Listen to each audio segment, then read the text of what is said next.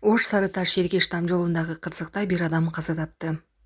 Бұл туралы Ош облыстық жол қимылының қауіпсіздігін қамсыздоо бөлімі маалымдады. Маалыматқа қарағанда 2025 жылдың 28 ноябрында түнгі саат 4:00 чамасында Ош Сарыташ Эргештам ел аралық манедеги автожолунун 102 чакырымында, тактап айтканда Алай районунун Күнелек айылында жол кырсыгы катталды. Гүлчө шаарынын тургуну 1995 жылы туулган жаран өзүнүн башкаруусундагы ФАВ үлгүсүндөгү сол урулду оор жүк ташуучу автоунаасы менен Ош шаарынын Эргештам багытын көздөй бара жаткан учурда карама каршы тилкеге чыккан Volkswagen Passat үлгүсүндөгү автоунаа менен кагылышкан. Volkswagen Passat унаасын Гүлчө шаарынын тургуну 1984 жылы туулган жаран башкарган. Кагылышуунун натыйжасында айдоочу окуя болгон жерде каза болгон. Учурда кырсыктын чоо жайы боюнча тиешелүү текшерүү иштери жүргүзүлүүдө.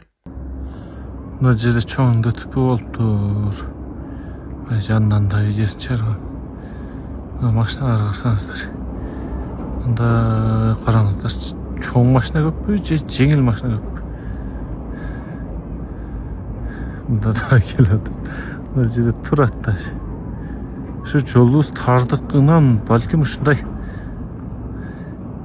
Эми бул дагы пешенеге жазганы го эми, ошентсе деле. Балким ушу. Мына ДТП дагы бирөөсү фура, бирөөсү жеңил машина экен. Азыр жака түшүп кеткен, кран менен көтөрүп чыкты. Жеңил машина болсо былчый эле калыптыр. Шофёру кете берген окшойт. Ушуну айтам да, ушу фураларга чектөө койсо эми болбойт. Бул главный жол да, улуу жүйөк жолу. Чектөө коюп болбойт.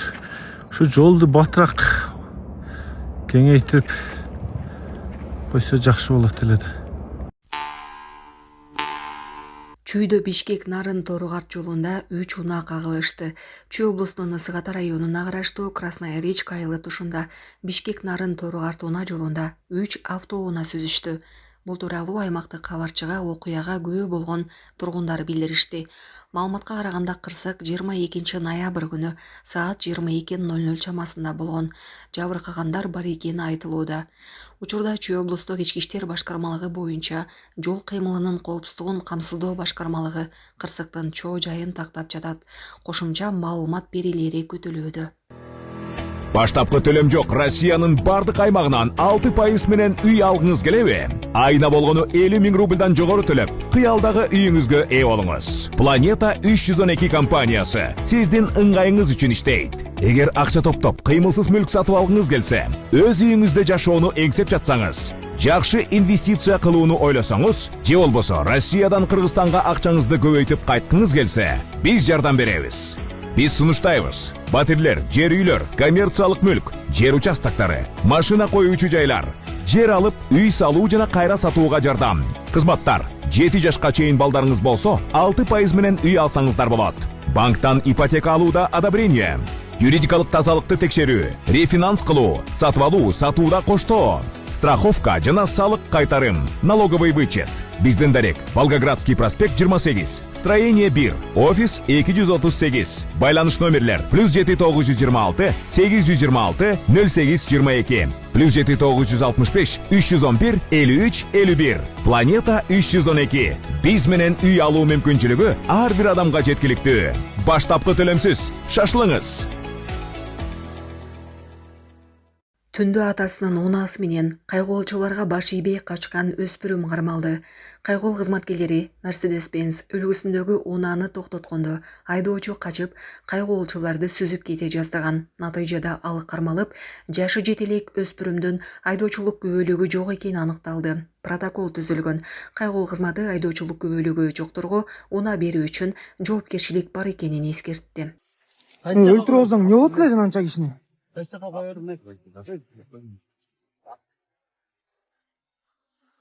Беш кызматкер сүзүп алыштыр. Токпойсуң кичине. Ким берди машинаны сага? Я. Атаң берди. Канчадасың? 17. 17-те? Mercedes-Benz 210 үлгүсүндөгү машина. 5 кызматкерлерди сүзүп алыштыр. Токтосо токтобой баш ийбестик кылып. Өзүңүздөр көргөндөй мына атасы өттүр машинаны. Ичине урматтап да бир жолго айрылып кетейин. Балаңарды карап, жаш балдарыңарга айдоочулук көйлөгү жок балдарга машинаңарды бербегиле суранчы. Шайлоодон четтеген талапкер Лира Акунованын туугандары кармалды. 26 ноябрда Бишкек милициясы талапкердин 37 жаштагы Салтанат Исманова аттуу кызын жана 27 жаштагы тууганы Шаабитин Токтосартовду добуш сатып алуу схемасын уюштурууга айыптап издөөгө алган. Натыйжада шектүүлөр кармалып, Свердлов райондук соту тарабынан 23 декабрга чейин камакка алынды. Эске салсак, талапкердин өзүнө дагы добуш сатып алуу боюнча айып тагылган. Ауезов көчөсүндөгү көпүрө мөөнөтүнөн мурда бүткөрүлүп, пайдаланууга берилди. Бүгүн 29 ноябрда Бишкек шаарынын мэри Айбек Жунушалиев жана шаардык кеңештин төрагасы Бекжан Үсүналиев жергиликтүү тургундар менен чогуу Ауезов көчөсүндөгү жаңыланган көпүрөнүн ачылышына катышышты. Бул ачылыш аталган аймактын жашоочулары үчүн көптөн күткөн жаңылык болду. Анткени алар күн сайын кыймылдын чектелишинен улам ыңгайсыздыкка туш болуп келишкен. Объект толугу менен реконструкцияланып, кеңейтүү иштери жүргүзүлдү. Курулуштан кийин көпүрөнүн жалпы туурасы 24 метрди, узундугу 70 метрди түздү. Унаа кыймыл үчүн 4 тилке курулуп, жолдун эки тарабында 3 метрден тротуарлар жасалды. 2 катмар асфальт төшөлүп, көчөгө 12 жаңы көчө чырагы орнотулду. 2026 жылы көпүрөнүн астындагы каналда кошумча бетондоо иштери жүргүзүлүп, анын түбү капталдары жана жээктери бекемделет.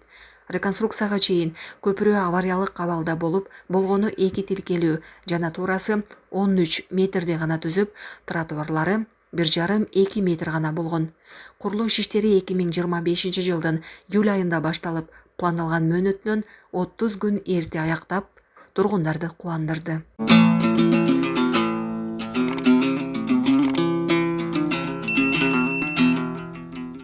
Кыргызстандын футболчу кыздары Тажикстандын командасын 5-0 эсебинде утту. Кыргызстандын футбол боюнча өспүрүм кыздары курама командасы 18 жашка чейин Өзбекстанда өтүп, эл аралык турнирде 3-чү жеңишине жетишти. Борбордук Азия футбол ассоциациясынын чемпионаты учурда Ташкент шаарында 5 команданын катышуусунда өтөдү. 29 ноябрда акыркы турдун оюндары өтүп жатат. Кыргызстандын командасы Тажикстандын командасы менен ойноп, 5-0 эсебинде ишенимдүү жеңишке жетти. 4 беттештин жыйынтыгында Кыргызстан курама командасы 9 упай топтоп, турнирдик жадыбалда 1-чи орунга чыкты. Турнирдин акыркы оюнунда Иран жана Өзбекстан курама командалары кездешет. Эгер оюн тең чыгуу же Иран курама командасынын жеңиши менен аяктаса, кыргызстандыктар турнирдин жеңүүчүсү болуп калат. Эгер Өзбекстан жеңишке жетсе, анда кыргызстандыктар 2-чи орунду ээлейт. Өзгөндө жер тилкелерин мыйзамсыз трансформациялаган жарандар кармалды. Мамлекеттик жана муниципалдык жерлерди жеке менчикке мыйзамсыз өткөрүп берүү фактысы боюнча козголгон кылмыш иштин алкагында Өзгөн районунун Дөң Булак айыл округунун 1967 жылы туулган мурдагы башчысы, 1984 жылы туулган жер инспектору жана 1983 жылы туулган жаран кармалып, УКМКнын тергөө абагына киргизилди. Бул тууралуу аталган мекемеден билдиришти. УКМКдан билдиришкендей, аталган жарандар 2016 жылдан 2022 жылга чейин башка мамлекеттик органдардын кызматкерлери менен алдын ала сүйлөшүп, жасалма документтерди даярдаган, ошондой эле Өзгөн районундагы 1,5 гектар жер тилкелерин трансформациялап, кийинчерээк сатып жибергени аныкталган. Белгилей кетсек, жерди трансформациялоо укугу министрлер кабинетинин токтомунун алкагында гана ишке ашырылат. Учурда Улуттук коопсуздук мамлекеттик комитети жогоруда айтылган махинацияга тиешеси бар калган адамдарды аныктоо жана жоопкерчиликке тартуу боюнча тергөө иш-чараларын улантууда.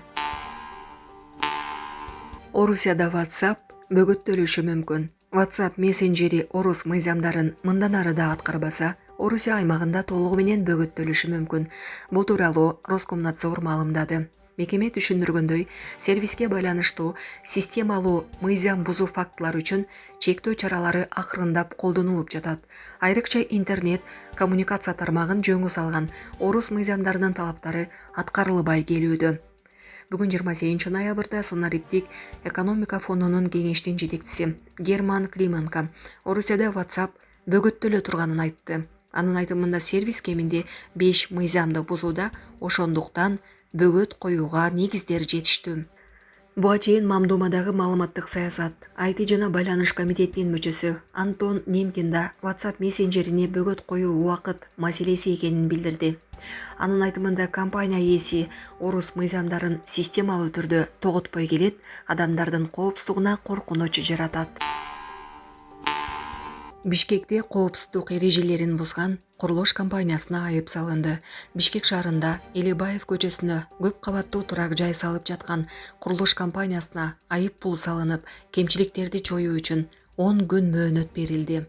Бул тууралуу курулуш, архитектура жана турак жай коммуналдык чарба министрлигинин басма сөз кызматы кабарлады.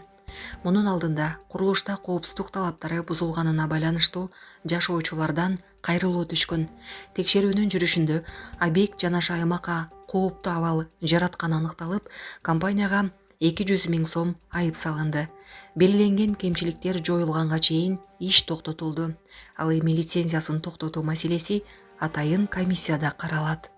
Разломдор кеткен, бул себеби бияктын куруучулары техникасын киргизген, суроосу жок эле киргизип, заборустан аттап түшүрүп, бул жерден разлом келтирди. Строй компания эч кандай нормаларына келтирбей жүргүзүү иштерин жазып атат. Управный техниканын турганы аябай бизге коркунучтуу алып келип атат. Работа жүргүзгөндөн үстүнөн мына фасадный техникасы турат, таштар түшүп атат.